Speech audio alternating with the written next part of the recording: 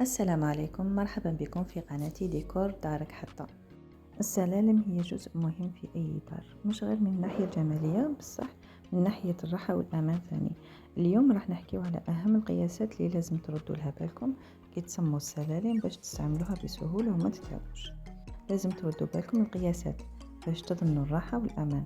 أول حاجة العرض تاع السلالم لا لارجور لازم يكون مناسب لحركة الناس. العرض المثالي يتراوح بين 90 سنتيمتر إلى 120 سنتيمتر، هكذا تكون المساحة كافية باش العائلة تقدر تتحرك بكل راحة، خصوصا في البلايص اللي نستعملوها يوميا. ثاني حاجة الارتفاع تاع كل درجة، لاوتور هو حاجة مهمة بزاف. الارتفاع المثالي يكون بين 17 سنتيمتر و 18 سنتيمتر، إذا كان أكثر من هذا القياس راح تولي متعبة خاصة للصغار ولا الكبار في السن. بالنسبة لعمق الدرجة أي لا بروفوندور كما نقولوا عرض الخطوة لازم يكون بين 25 سنتيمتر و 30 سنتيمتر. هذا القياس يضمن أن رجليكم تقدروا توضعوهم بكل راحة وما تحسوش بفقدان التوازن.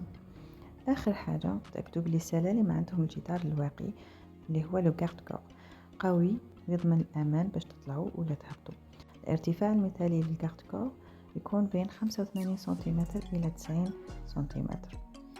بالقياسات هذه راح تضمنوا السلالم في داركم راح يكونوا مريحين وآمنين لكل أفراد العائلة سواء صغير أو كبير.